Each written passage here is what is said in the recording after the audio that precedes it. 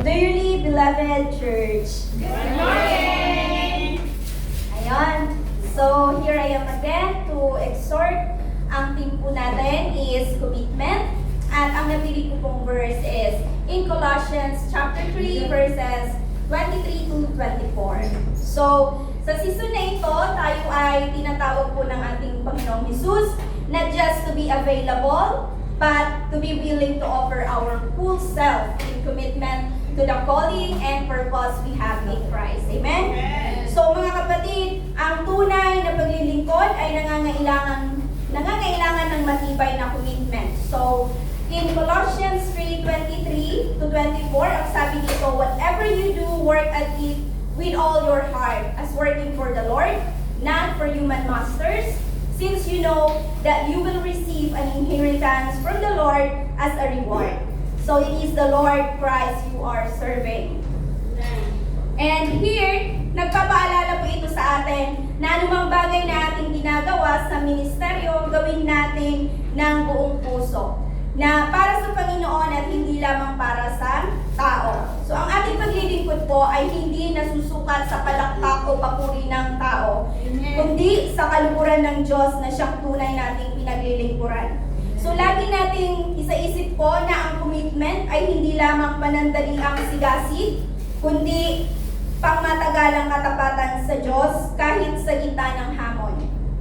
Kaya huwag po tayong manghina, huwag tayong magsawa, sapagkat ang ating gantimpala ay mula sa Panginoon mismo at hindi ito kailanman mawawala. And ang verse po na ito ay tinuturuan din tayo na ang commitment ay isa ring act of worship.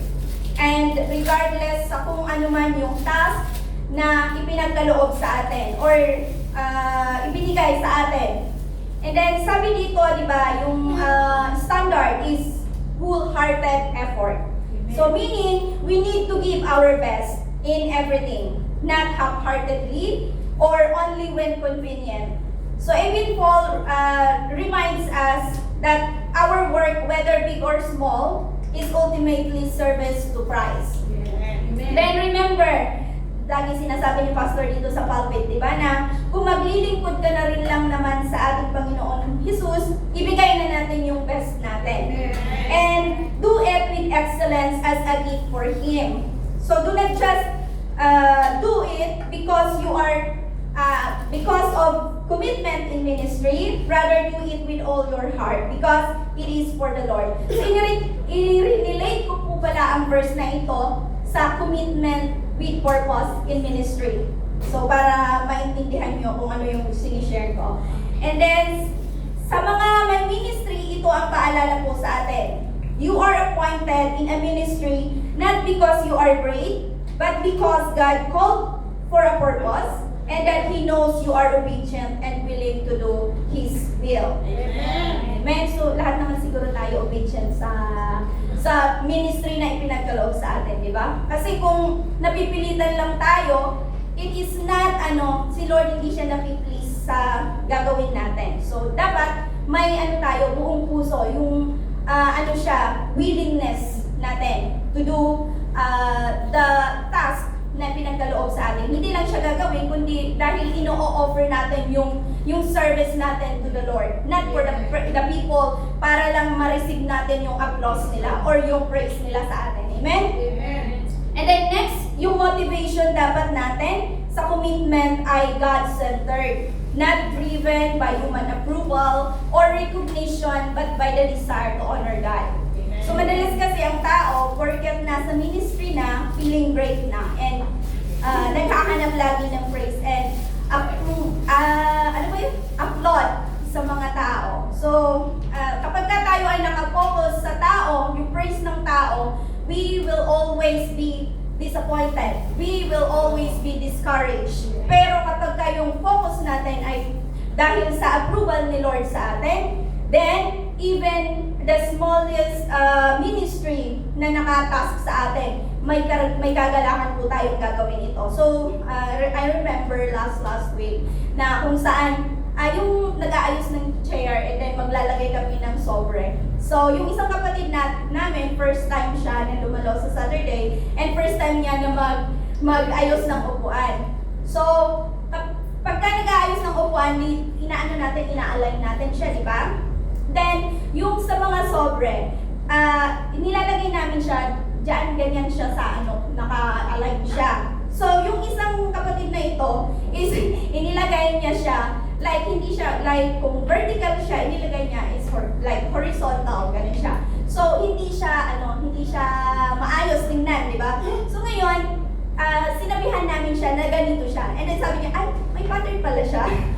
So, hindi, kumbaga, kapag mahal mo yung ginagawa mo, and it is, kapag iniisip mo na it is offering for the Lord, so, isasaayos natin siya, di ba? Gagawin natin yung best natin para mas maging maganda yung natin, yung presentation natin. So, hindi ito dahil may pattern, kundi dahil consistent yung gusto mong ipakita na it is for the Lord. Kaya dapat ayusin natin yung gagawin natin. Amen? So, dito din, sa talata na ito, tinuturuan tayo na maging humble, compassionate, understanding. So, ang challenge, we need to live faithfully. Kasi,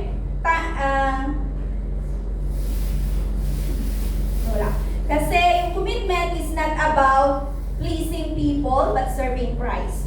So, even unnoticed acts of service matter because God sees. So, kung hindi nakikita ng mga tao yung ginagawa mo, yung effort mo, huwag kang mag-alala. The unseen God knows it and sees it. Kaya, we need to shift our mindset na ang ginagawa natin ay para sa Lord. This, I believe for Christ. So, yun dapat ang mindset natin. So, kapag iniaalay natin ang ating gawain kay Lord, no matter what people say or reaction towards you, it doesn't matter anymore. Because nakafocus ka na hindi sa approval ng tao, kundi sa approval ni Lord mismo. So, kung merong tunay na galak to do things you are committed with. Another thing, yung eternal perspective na nasa verse 24, kung saan commitment is sustained by hope in God's eternal reward. Lagi kung kung mag-stay tayong faithful, kahit mabagal ang resulta or kaya naman absent ang recognition, ang ating gantimpala ay secure kay Lord. And yung lastly is, si Lord ang master.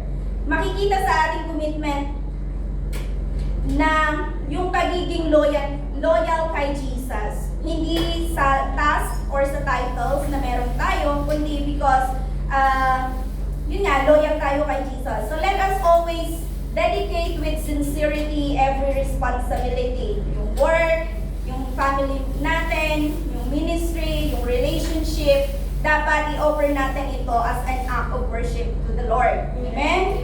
So only then, we will fulfill our commitment